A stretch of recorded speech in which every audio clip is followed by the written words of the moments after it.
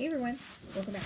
So this time I just wanted to give you a really kind of short video on the idea of the scientific method and how it's executed and just kind of what the different parts are and why they are super important. So something that's important to understand is how do you know what you know, right? As humans, we make a whole bunch of different assumptions, or we make a decision, and sometimes it's just simply based on the opinion of somebody that we hear or even trust, or just someone in authority, but it doesn't mean it's an actual fact. So what's important in science is finding out facts, right? We need to know what is something that's true, what's testable, what's something that we can really sink our teeth into and call a true scientific fact or law.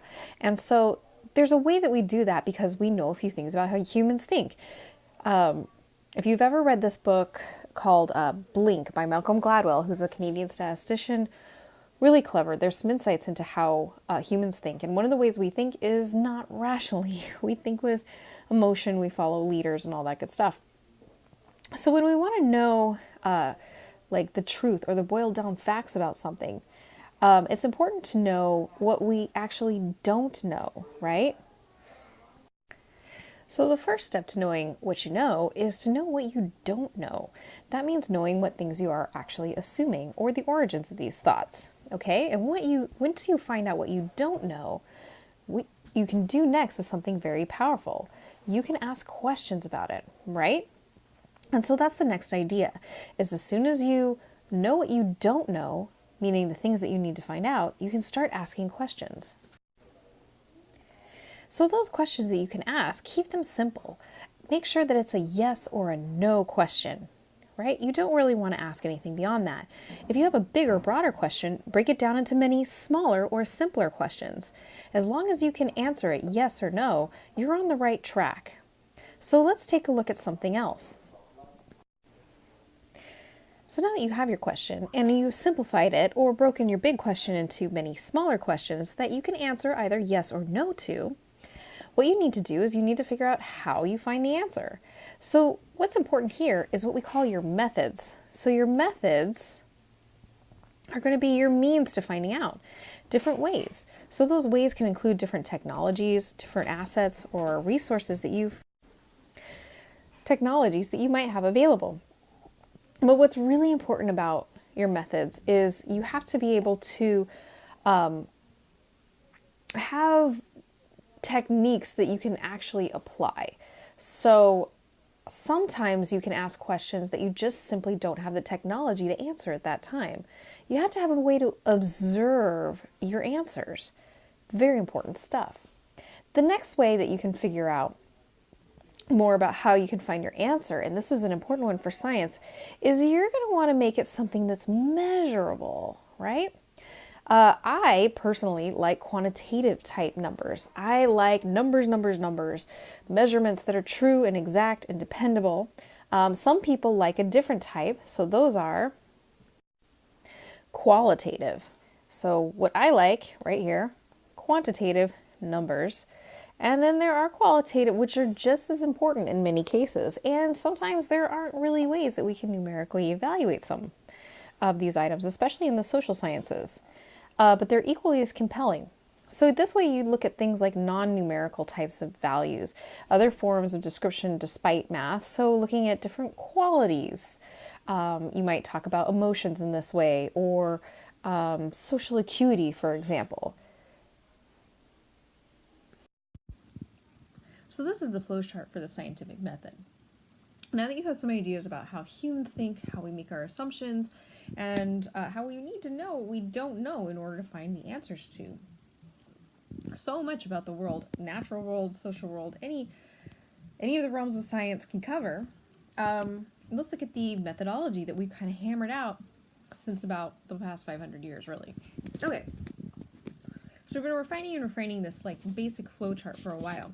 And if you become any kind of scientist in the future, you're going to basically have to construct all of your observations, all of your experiments, as well as your conclusions around these ideas.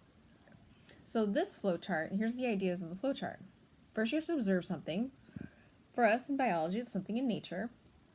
Like, something I observe is students really start drinking a lot of caffeinated coffee around exam time. The next thing would be a question, right? So my question would be something simple, yes or no, right? So does drinking caffeinated coffee help students achieve a higher test score? Yes or no? Okay. Now think about that one. Do you already have an assumption about it? Maybe you do. Maybe you think, I'll stay up later, I'll get more studying done, I just feel more awake. Or maybe on the other end, you could say, it makes me jittery and I can't focus. I don't sleep. And if I don't sleep, my brain doesn't work. There's both sides to that argument, right? So it's actually a pretty good question. So the hypothesis would be you just pick one of the sides, really. You pick one of the binary answers and you roll with it. So you'd say, no, drinking caffeinated coffee does not help students achieve higher test scores. Okay. And so you would predict that students drinking caffeinated coffee will have lower test scores, right, based on this. So say, oh, okay, no, this isn't going to work at all. All right, so what you'd have to do is you'd have to put together some test or experiments. Now, those tests and experiments can't just be designed to give you the answer that you're looking for, right? So don't hold on too tightly to your hypothesis. Some of the best stuff you can be in science is wrong because it gives you some of the coolest new leads to what the real answer might actually be, right? So just be okay with that. It's not failure, it's just a step in the learning process, right? Okay. So a prediction might be, so students are drinking caffeinated coffee, so they'll have lower test scores than the students who are not drinking caffeinated coffee. So you would say, I'm going to ask students to report test scores along with their whether or not they drink caffeinated coffee, maybe during their study period, right? During their study time. And so you'd get a whole bunch of information back. It sounds like it'd be mostly quantitative, which is something I like, so that's great. So we'd run these tests and experiments, or we'd even make some additional observations, which are always great, right? They can lead us in some new and interesting directions, important ones that we might have missed if we just used our human brain to think about it. Okay? So in some cases, you might say, oh, well, it looks like, yes, they get lower test scores, so we maybe need to find out, that supports it. Maybe we can make some additional predictions and test them. There's variables involved. Maybe there's something within that we need to look at. Maybe it's not about it being caffeinated. Maybe it's about it being coffee. Maybe it's not about it being coffee. Maybe it's about it being caffeinated. Stuff like that. Maybe it's about hydration, right? So it could be any of those things. So we start picking apart the pieces. Or if it does not support your hypothesis, you can revise and put together a new one. Maybe, yes, coffee does, but maybe it's more about like I said, the hydration. So you try a new thing. And what's important is you got to kind of look at the things that might be affecting your study and control for those, okay? So the next slide we'll talk about variables and controls. But you can change a whole bunch of different things up in this simple scenario. So even though you have this really simple question, the simple hypothesis, there's actually a lot of different moving pieces most of the time. So we can start picking apart and testing those pieces to see if one of them is what's actually affecting your outcomes. All right? And so what's really important is the repeatability of this. So repeat. I think I can fit it. Ability. Okay, my handwriting's awful. Sorry, but okay. So the repeatability. So what's also really important is if you're going to do any kind of science, you better be ready for scientists. And scientists love to say, I don't know. I don't know if I believe you. I'm going to have to try it myself.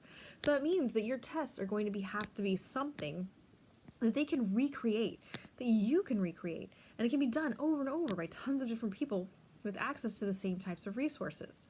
Okay?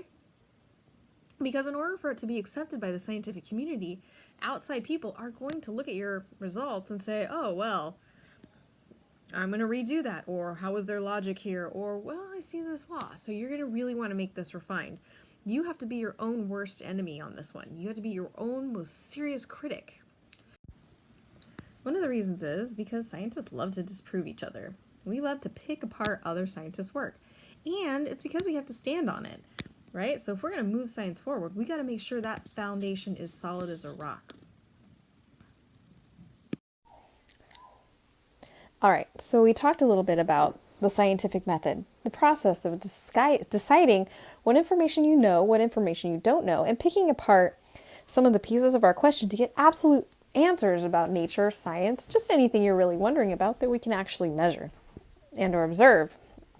So what's important now is being able to pick apart some of the pieces that you can control and that you can't control. It's important to know what those things are and what kind of impact they could possibly have.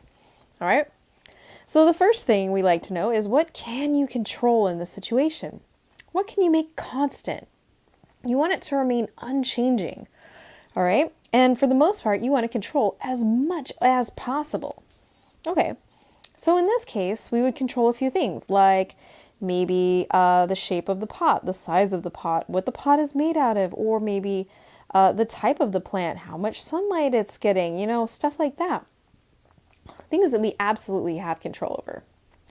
The next couple things we have are variables, okay? And we have two kinds that we're looking at for our class, dependent and independent variables. So what happens is, first off, the independent variable, okay? An independent variable is the thing that you change. It's kind of like the thing you're testing. So in this case, we're testing things like, well, what if you feed the plant different types of liquids, right? So in this case, maybe some water, maybe this case, hey, some OJ, okay, or even better, maybe some soda for the plant, right? But that's the only thing that really is changing, okay? Because we want to see what kind of reaction happens, what kind of things happen or change in the system as a consequence of manipulating this independent variable, right? So you've changed it. Now, some things will change in your system depending on what you change for your independent variable, right? Those are the dependent variables. The changes that you observe would be because of the independent variable changing. So stuff like maybe you would see less healthy plants that receive different types of these liquid nutrient sources, right? So maybe some of them would have spots that weren't doing so well, that weren't as healthy, right? And the other plants were, doing better just response to different things. So now you could look at these different independent variables and say, hey, well, what's different about these, right? Okay, maybe acidity, right? Maybe it's that, or maybe it's the amount of salt or sugar. Then you can start experimenting and manipulating those variables within that system. It can lead you down the road until you can find the answer you're looking for. So those are the different types of variables. So let's check out our recap, all right? So basically, what we did is we introduced you to a few ideas, like how humans know the things they know and how they know the things they don't know, right? So, all right. So the three main ideas that we were looking at were, firstly, how do humans learn to understand and find explanations about their world? And for most of us, and it's not our fault, it's how we're made, we kind of take the words of people who are leaders, right? So people like our parents, we just say, oh, okay, that's why. People like politicians, different types of people who are just in positions of authority, all right? So we make these assumptions, and a lot of times we don't question them after we've just had an explanation.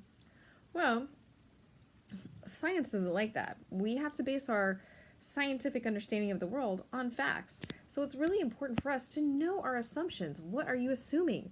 That leader, went out and tested that? Has some kind of proof for that? So if they don't, or they won't share it, or it's unlikely, you're knowing that they're could possibly be making it up. You're assuming that what they say is true. So that's not very powerful, right? So the truth needs to hold. Anyway, so then we found a nice process, right? It's taken us a long time to come up with a process, but it's pretty distilled, refined, and, we've been doing it for a while. It doesn't mean it won't change one day, but it means for right now, this is pretty accepted. And that method is called the scientific method. It includes observing things about our world. coming up with questions, making a hypothesis, and then a prediction about it, and then testing it over and over until we are 100% sure we've identified tons of variables, and we're ready to either publish it or start talking to other people about it so they can go and evaluate it too, right? Because what we want is truth and knowledge. Okay. The next thing is about the different types of variables and the controls. All right, so how can you change it within your experiment? What can lead you to ask new questions, right? Stuff like that. So it's important to always kind of keep an eye on this process. Ask yourself, if you believe something or if you think something's a certain way, what is the evidence that says so? Did they test it? Can you see it? Can you do it yourself? If not, you need to be clear that it's pretty much an assumption, all right? In science, we strive to know what we don't know because it's so powerful to understand what those limits are. After we've understood where the perimeters and boundaries of what we understand are, we can start pushing them, right? And finding out more. And that's a powerful thing. Okay, well, I hope you found this lecture pretty helpful, pretty useful. If you have any questions, feel free to email me. And of course, have a nice day or night. It's a video.